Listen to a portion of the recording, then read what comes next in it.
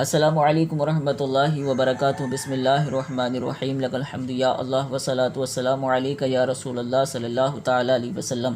سامعین دیت شام 20 رمضان المبارک 8 ہجری میں مکہ فتح ہوا۔ اسی حوالے سے کچھ باتیں آپ تک پہنچائیں گے، بغور سماعت فرمائیں۔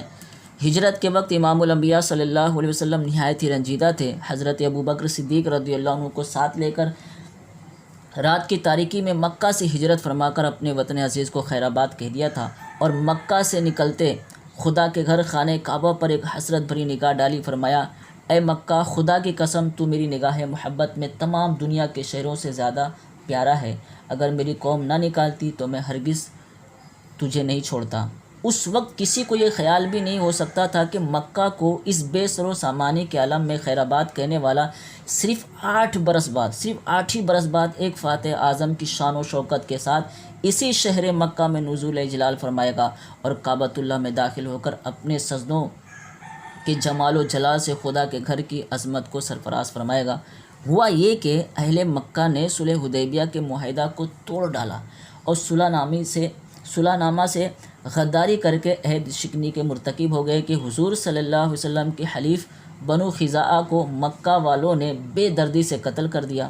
بیچارے بنو خزاعہ اس ظالمانہ حملے کی تاب نہ لا کر حرم کعبہ میں پناہ لینے کے لیے بھاگے، تو ان درندہ صفت انسانوں نے حرم الہی کے احترام کو بھی خاک میں ملا دیا، اور حرم کعبہ میں بھی ظالمانہ طور پر بنو خزاعہ کا خون بہایا۔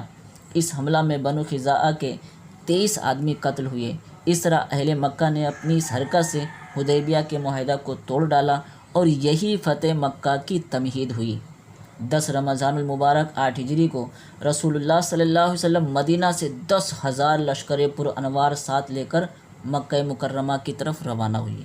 حضور صلی اللہ علیہ وسلم نے مکہ کی سرزمین میں قدم رکھتے ہی جو پہلا فرمان شاہی جاری فرمایا وہ یہ اعلان تھا کہ جو شخص ہتھیار ڈال دے گا اس کے لیے امان ہے، جو شخص دروازہ بند کرے گا اس کے لیے امان ہے۔ اس موقع پر حضرت عباس رضی اللہ عنہ نے عرض کیا، یا رسول اللہ صلی اللہ علیہ وسلم، ابو سفیان ایک فخر پسند آدمی ہے، اس کے لیے کوئی ایسی امتیازی بات فرما دیجئے کہ اس کا سر فخر سے اونچا ہو جائے۔ تو امام الانبیاء صلی اللہ علیہ وسلم نے فرمایا کہ جو ابو سفیان کے گھر میں داخل ہو جائے اس کے لیے امان ہے۔ سبحان اللہ۔ امام الانبیاء صلی اللہ علیہ وسلم جب فاتحانہ شان سے مکہ میں داخل ہوئے تو آپ کے ایک جانب حضرت ابوبکر صدیق رضی اللہ عنہ، دوسری جانب حضرت اسید رضی اللہ عنہ، اور آپ کے چاروں طرف جوش میں بھرا ہوا ہتھیاروں میں ڈوبا ہوا لشکر تھا۔ آپ سورہ فتح کی تلاوت فرماتے ہوئے اس طرح سر جھکائے ہوئے اونٹنی پر بیٹھے ہوئے تھے کہ آپ کا سر اونٹنی کے پالان سے لگ جاتا تھا۔ آپ کی یہ کیفیت تواضع خداوند قدوس کا شکر کرنے اور اس کی بارگاہ میں اپنی عجز و نیاز مندی کا اظہار کرنے کے لیے تھا۔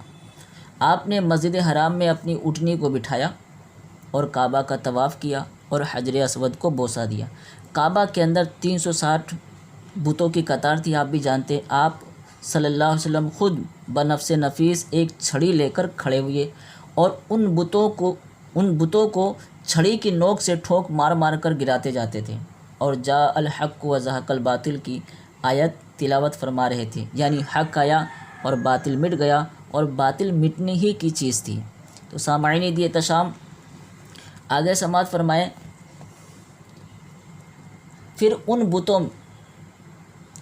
ان بتوں کو جو عین کعبہ کے اندر تھے، آپ نے ان سب کو نکالنے کا حکم فرمایا۔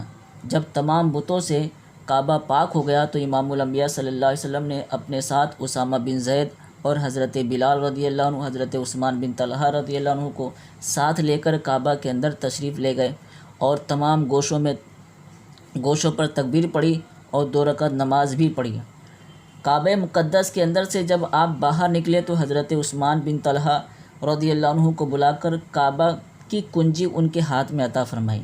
اس کے بعد حرم الہی میں آپ نے سب سے پہلے دربار عام سجایا، جس میں افواج اسلام کے علاوہ ہزاروں کفار و مشرکین کے عوام و خواص کا ایک زبردست ازدحام تھا۔ اس دربار میں آپ نے خطبہ دیا اور پھر اہل مکہ کو مخاطب کر کے فرمایا، بولو، تم کو معلوم ہے کہ آج میں تم سے کیا معاملہ کرنے والا ہوں؟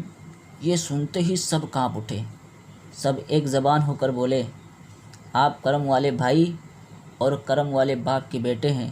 یہ سن کر امام الانبیاء صلی اللہ علیہ وسلم نے اپنے کریمانہ لہجے میں ارشاد فرمایا، آج تم پر کوئی ملامت نہیں، جاؤ تم سب آزاد ہو۔ یہ شان ہے میرے آقا صلی اللہ علیہ وسلم کی۔ یہ فرمان رحمت سن کر سب مجرموں کی آنکھیں اشکبار ہو گئی اور کفار کی زبانوں پر لا الہ الا اللہ کے نعروں سے حرم کعبہ کے در و دیوار پر بارش انوار ہونے لگی۔ یہ کچھ باتیں ہم نے جو ہے آپ کو بتائی ہیں، انشاءاللہ پھر ڈیٹیل میں بات کریں گے۔